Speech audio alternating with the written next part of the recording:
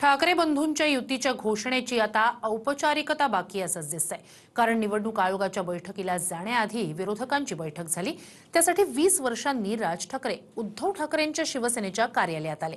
शिवालय ते मंत्रालय, ठाकरे बंधूंची चर्चा कशी रंगली पाहूया।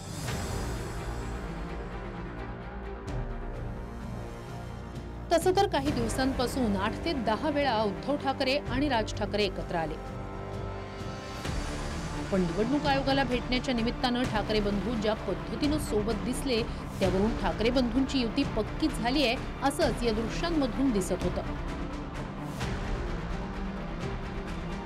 जवळपास 20 वर्षांनंतर मनसे अध्यक्ष राज ठाकरे ठाकरेंच्या शिवसेनेचं कार्यालय शिवालयमध्ये आले।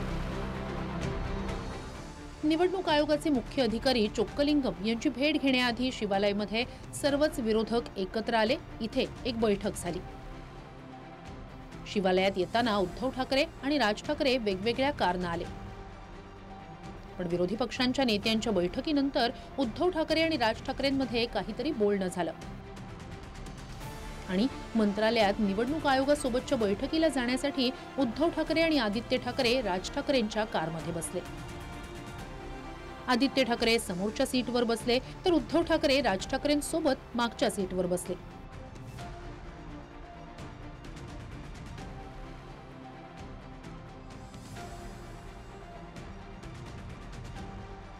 मंत्रालयात आल्यावर मुख्य निवडणूक अधिकारी एस चोक्कलिंगम यांच्यासोबत बैठक झाली। या बैठकीवेळीही उद्धव ठाकरे आणि राज ठाकरे शेजारीच बसले होते। दोघांचीही खुर्ची शेजारीच होती। उद्धव ठाकरेंच्या बाजूला राज ठाकरे आणि राज ठाकरेंच्या बाजूला आदित्य ठाकरे बसले होते। बैठक संपल्यानंतरही मंत्रालयाच्या पॅसेजमध्ये उद्धव ठाकरे आणि राज ठाकरे सोबतच होते। म्हणजेच ठाकरे बंधूंच्या युतीची आता औपचारिकता बाकी आहे असंच दोघांच्या बॉडी लँग्वेजवरून दिसतंय। उद्धव ठाकरे यांना मंत्रालयात येण्यावरून एकनाथ शिंदे आणि बावनकुळे यांनी डिवचलंय। नशीब नेता पहिल्यांदा आले, प्रत्यक्ष मुख्यमंत्री असताना आले नाहीत, परंतु आता ते आले आणि खरं म्हणजे तक्रारीचा पाडा वाचण्यासाठी आलेले आहेत। मी एवढंच सांगेन की महाविकास आघाडी नाही, महाकन्फ्यूज आघाडी आहे। एवढं कन्फ्युजन आहे की कोण काय बोलतंय त्याचं त्यांना समजत नाही। कोणी आला तर स्वागतच आहे, पण एक नक्की की 2047 पर्यंत आता भारतीय जनता पार्टी आणि महायुतीचं सरकार या मंत्रालयात असणार आहे। जे कोणी येतील आता ते विरोधी पक्ष म्हणून येतील। पण शिष्टमंडळातील काँग्रेसचे प्रदेशाध्यक्ष हर्षवर्धन सपकाळ यांच्या अनुपस्थितीवरून ड्रामाही रंगला। विरोधी पक्षांचे अध्यक्ष निवडणूक आयोगाला भेटणार होते, पण ऐनवेळी सपकाळांऐवजी बाळासाहेब थोरात आले। मनसेला महाविकास आघाडीत घेणार का की काँग्रेसची भूमिका काय असे प्रश्न कालपर्यंत विचारले जात होते।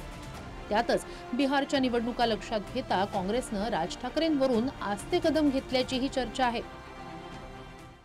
काय प्रदेशाध्यक्ष असं काही नाही, मी सुद्धा येऊ शकतो। मी वर्किंग कमिटीचा मेंबर आहे, ज्येष्ठ यादीत आहे मी, असं काही नाही। प्रतिनिधित्व काँग्रेसचा आहे नाही। सगळे वरिष्ठ नेते उद्या असतील।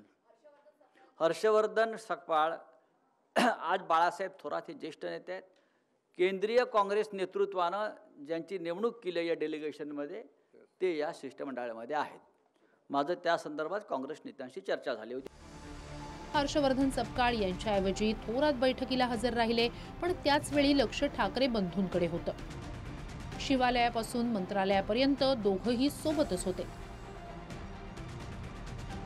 त्यातच आता 17 ऑक्टोबरला दादरच्या छत्रपती शिवाजी पार्क मधील मनसेच्या दीपोत्सवाचं उद्घाटनही उद्धव ठाकरे यांच्या हस्ते होणार आहे। राज ठाकरेंकडून उद्धव ठाकरे यांना निमंत्रण देण्यात आलंय। मनसेकडून दरवर्षी शिवाजी पार्कात दीपोत्सवाचं आयोजन केलं जातं। याआधी देवेंद्र फडणवीस आणि एकनाथ शिंदे यांनाही राज ठाकरेंनी बोलावलं होतं, पण आता राजकीय परिस्थिती बदलली आहे, त्यामुळे उद्घाटक आणि प्रमुख पाहुणेही बदलले आहेत। त्याचीच झलक 17 तारखेला मनसेच्या दीपोत्सवात उद्धव ठाकरेंच्या उपस्थितीतून दिसेल। Bureau report, TV9 Marathi, Mumbai.